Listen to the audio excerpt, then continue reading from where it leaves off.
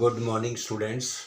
आज आपके सामने class 12th history chapter 8 peasants zamindars and the state के important MCQs, match the column, assertion reason और इम्पॉर्टेंट क्वेश्चन की लिस्ट देने जा रहा हूँ। सबसे पहले first match the column. A किसान और असामी, बी खुद खास्ता, सी पाही खास्ता, डी जिन्स अ कामिल। तो इनके सामने इनका मैचिंग दिया हुआ है। आप देखेंगे कि ए का फोर्थ है, ए का फोर्थ यानी किसान और असामी, फोर्थ पेजेंट्स।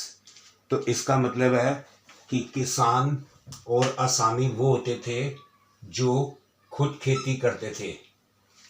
उसके बाद सेकंड है खुद खास्ता। खुद खास्ता बी का है 1। खुद खास्ता मतलब ऑनर ऑफ द लैंड, यानी खुद जो जमीन के मालिक होते थे, खुद जिनके पास अपनी जमीन होती थी। सी है पाही खास्ता। पाही खास्ता सी का 2 यानी cultivated land on contractual basis. ये वो फार्मर होते थे जिनके पास अपनी लैंड नहीं होती थी, जो दूसरों से लेकर कॉन्ट्रेक्चुअल बेसिस पर खेती करते थे। और डी है जिन्स कामिल। डी का 3 यानी परफेक्ट क्रॉप्स। जो परफेक्ट क्रॉप्स होती थी उसको जिन्स कामिल कहा जाता था। तो इस तरीके से ये match the column. Second match the column है पीर्स, बी मिल्कियत, सी खिदमत, डी किलाचास। तो ए पीर्स, ए का 4 है। तो पीर्स कौन होता था? सूफी संत।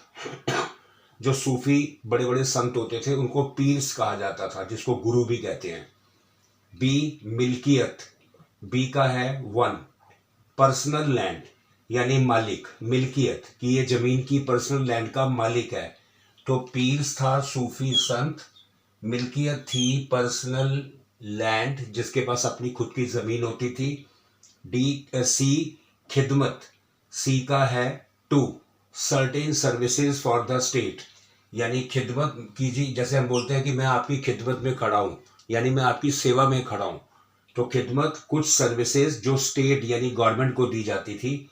और किलाचास, किलाचास है डी का 3 यानी फोर्ट्रेसेस। ये किलाचास वो जमींदार होते थे जो खुद आर्मी की सर्विसेज देकर किलों को सुरक्षा देते थे, किलों को प्रोटेक्ट करते थे। यानी कोई भी किला जिस पर अटैक करना डिफिकल्ट हो, क्योंकि किलाचास उसको प्रोटेक्ट करते थे, फोर्ट्रेसेस को। रीजन का फर्स्ट क्वेश्चन है, असर्शन में है the forest dwellers were termed as jangli. जो जंगलों को साफ करते थे उनको जंगली कहा जाता था। रीजन है the forest dwellers gathered forest produce, did shifting agriculture and hunting. जो जंगलों को साफ करने वाले लोग होते थे वो इकट्ठा करते थे फॉरेस्ट प्रोड्यूस, जंगलों से जो भी सामान मिलता था उसे इकट्ठा करते थे, शिफ्टिंग एग्रीकल्चर करते थे और शिकार हंटिंग करते थे। तो इन दोनों स्टेटमेंट को देखकर ये पता चलता है कि both A and R are true, ये दोनों ही सही हैं। And R is the correct explanation of A. और जो रीजन है वो असर्शन का करेक्ट एक्सप्लेनेशन भी है, क्योंकि जंगलों को साफ करने वालों को जंगली कहा जाता है और वो जंगलों से फॉरेस्ट प्रोड्यूस इकट्ठा करते थे, शिफ्टिंग एग्रीकल्चर करते थे और शिकार करते थे।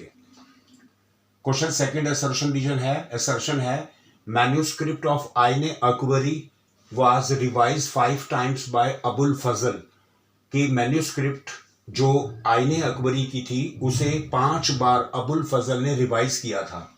रीजन है आईने Akbari is a biography of Akbar, की आईने अकबरी अकबर की बायोग्राफी है। तो इसका करेक्ट आंसर होगा ए इज ट्रू, कि असर्शन सही है कि अबुल फजल ने मैन्यूस्क्रिप्ट आईने अकबरी की 5 बार रिवाइज की थी, ये सही है। But R is not true, लेकिन आर यानी आईने अकबरी एक बायोग्राफी है अकबर की, ये ट्रू नहीं है। फर्स्ट क्वेश्चन है name the system in which artisans were paid small daily allowance in return for their service. कि अगर कोई आर्टिस्ट कलाकार अपना छोटी छोटी सर्विसेज देता था तो उसको डेली अलाउंसेस इनाम के तौर पर बदले में उसकी सर्विस के दिया जाता था। उस सिस्टम को क्या कहते थे? इक्तादारी सिस्टम, जजमानी सिस्टम, आईने दहशाला या नन ऑफ द अबव। तो आर्टिसन को उसके डेली सर्विसेज के अलाउंस या इनाम के बदले में जो सर्विसेज जो उसको इनाम दिया जाता था, उस सिस्टम को जजमानी सिस्टम कहा जाता था। Second MCQ, who was the head of panchayat? Panchayat का हेड कौन था? जमींदार, पटवारी, गृहपति या मंडल? तो पंचायत का हेड मंडल होता था। Question 3 MCQ, what was the average forest cover in India during the 16th and 17th century? में भारत में फॉरेस्ट कवर एवरेज कितना था? 30%, 40%, 50% और 60%। यानी फॉरेस्ट कवर मतलब जंगल कितने परसेंट थे 16 और 17 सेंचुरी में? वो थे 40%। Which one of the following was not a factor for constant expansion of agriculture? नीचे लिखो में से कौन सा एक ऐसा फैक्टर नहीं था जिसकी वजह से कांस्टेंट एक्सपेंशन ऑफ एग्रीकल्चर का फैलाव होता था, एग्रीकल्चर को बढ़ाया जाता था? नीचे लिखो में से एक ऐसा कौन सा फैक्टर नहीं था? नॉट। अबंडेंस ऑफ लैंड, ये ठीक है। अवेलेबल लेबर, लेबर भी अवेलेबल थी, ये भी ठीक है। मोबिलिटी ऑफ पीजेंट, सारे पीजेंट इकट्ठे होते थे, ये भी ठीक है। Use of fertilisers and pesticide, इन चीजों की दोनों की कमी थी, जो कि एक फैक्टर नहीं था एग्रीकल्चर को फैला पाने का, तो ये फैक्टर नहीं था। Question 5, who was responsible in rural society? गांव में कौन जिम्मेदार था टू मेंटेन कास्ट रेगुलेशन? जातियों को रेगुलेट करने में, उनको कंट्रोल करने में कौन था? ए जमींदार, बी मंडल, सी पटवारी या D all of the above? तो रूरल सोसाइटी में कास्ट रेगुलेशन को मेंटेन करने के लिए जो जिम्मेदार था उसका नाम था, वो था Mandal. Question 6 MCQ, how were the agricultural areas linked with the town? जो एग्रीकल्चर एरिया, रूरल एरिया होता था खेती करने वाला, वो शहरों से कैसे जुड़ा हुआ था, कैसे लिंक्ड था? क्या ट्रेड, व्यापार की वजह से, मनी की वजह से, मार्केट की वजह से, या ऑल ऑफ द अबव? इन सब की वजह से। तो आंसर है ऑल ऑफ द अबव, कि एग्रीकल्चर एरिया टाउन से ट्रेड की वजह से भी, मार्केट की वजह से भी और मनी की वजह से भी लिंक्ड था, मतलब जुड़ा हुआ था। क्यों? Which of the following agents, नीचे लिखो में से कौन सा एजेंट ऑफ द स्टेट का did not seek to control rural society को कंट्रोल नहीं करता था, यानी गांव की सोसाइटी को कंट्रोल नहीं करता था? रेवेन्यू एसेसर, ये तो करता था, कलेक्टर भी करता था, रिकॉर्ड कीपर जो सारे रिकॉर्ड रखता था वो भी करता था। मनसबदार नहीं करते थे रूरल सोसाइटी को कंट्रोल, क्योंकि मनसबदार का काम सिर्फ घोड़ों की यानी हॉर्सेस की देखभाल करना होता था। Question 8, which of the following work was not performed by the pageants? नीचे लिखो में से कौन सा काम पेजेंट्स नहीं करते थे, किसान नहीं करते थे? ए टिलिंग द सॉइल, मिट्टी को टिलिंग करना, तैयार करना, ये करते थे। सोइंग सीड, बीज बोना, ये भी करते थे। हार्वेस्टिंग द क्रॉप, फसल काटना, ये भी करते थे। इंडस्ट्रियल प्रोडक्शन, यानी इंडस्ट्री में प्रोडक्शन का काम ये पीजेंट्स नहीं किया करते थे, नॉट परफॉर्म्ड। इंपॉर्टेंट क्वेश्चंस का फर्स्ट क्वेश्चन है, what are the problems in using the Ain as a source for reconstructing agrarian history? Ain-i-Akbari को एक किस तरीके से प्रॉब्लम माना जाता था कि इसमें रिकंस्ट्रक्टिंग एग्रेरियन हिस्ट्री के सोर्स के बारे में पता लगाने में दिक्कत होती थी? How do historian deal with this situation? बताओ हमारे इतिहासकारों ने, हिस्टोरियन ने इस सिचुएशन को कैसे डील किया? Question second, discuss the ways in which panchayat and village headman, जो पंचायत होते थे और जो विलेज के हेडमैन होते थे, रेगुलेटेड रूरल सोसाइटी को कैसे रेगुलेट करते थे? अगर कोई गलत करता था उसको पनिशमेंट दी जाती थी, गांव के लोगों को, विलेज के लोगों को फैसिलिटीज दी जाती थी। इन्होंने कई बड़े बड़े ऑफिसर्स अपॉइंट किए हुए थे, जैसे मुकद्दम है, वो इन विलेज पंचायत की और विलेज हेडमैन की हेल्प करता था। Question 3, examine the role played by zamindars in Mughal India. में जमींदार्स का क्या रोल था? Question fourth, how were the life of the forest dwellers transformed in 16th and 17th century में जो फॉरेस्ट ड्वेलर थे उनकी लाइफ कैसे बदल गई थी। फॉरेस्ट ड्वेलर होते हैं जो जंगलों को साफ करते हैं, जंगलों को काटते हैं, और उसमें ये अब फॉरेस्ट प्रोड्यूस जो इनके काम का होता है उसे वो इकट्ठा कर लाते हैं, साथ ही साथ हंटिंग करते हैं, शिफ्टिंग एग्रीकल्चर भी करते हैं।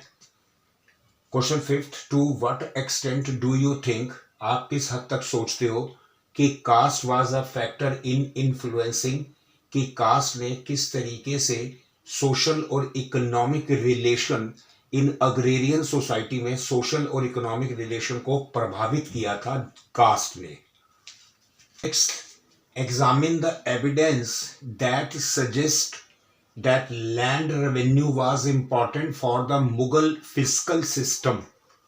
कह रहा है उन एविडेंस को एग्जामिन करो जो ये सजेस्ट करते हैं कि रेवेन्यू एक इंपॉर्टेंट चीज थी मुगल फिस्कल सिस्टम में, यानी मुगल्स के समय में पैसों को लेकर।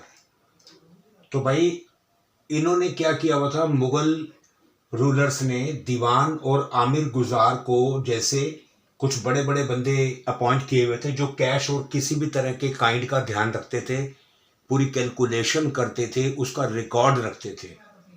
Question 7, describe the role played by women in agricultural production, में औरतों का क्या रोल था, वेरी वेरी इंपॉर्टेंट है ये। क्वेश्चन 8, व्हाट वाज जाति पंचायत क्या था, state any two of its function, इसके दो फंक्शन बताने हैं।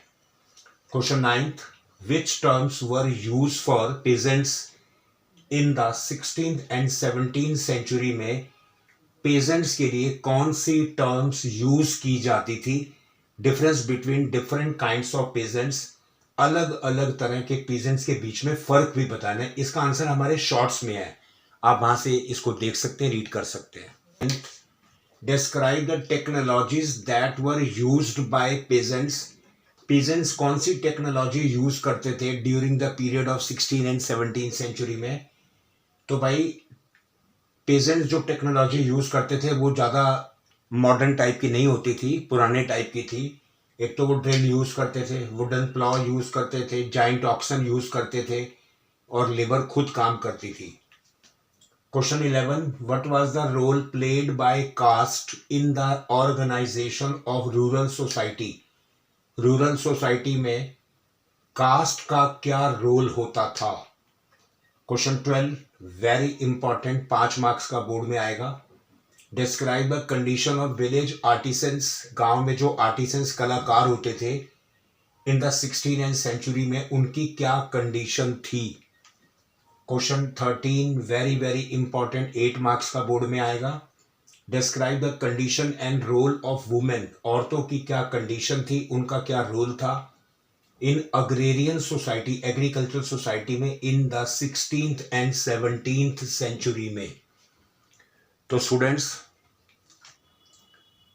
हिस्ट्री के क्लास 12th के chapter 8 peasants, zamindar and the state के MCQs match the column assertion reason and important question सिर्फ 13 मैंने दिए हैं, सिर्फ 13, जो कि सफिशिएंट, बहुत ज्यादा नहीं है, वेरी इंपॉर्टेंट क्वेश्चन है, इसी में से बोर्ड का क्वेश्चन सेट होके आएगा।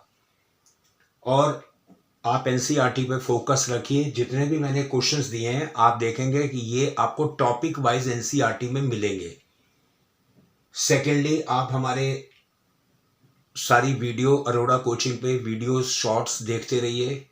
अगर आपको हमारी वीडियोस शॉर्ट्स अच्छे लगते हैं तो उन्हें लाइक कीजिए, शेयर कीजिए और सब्सक्राइब कीजिए। Thank you, all the best.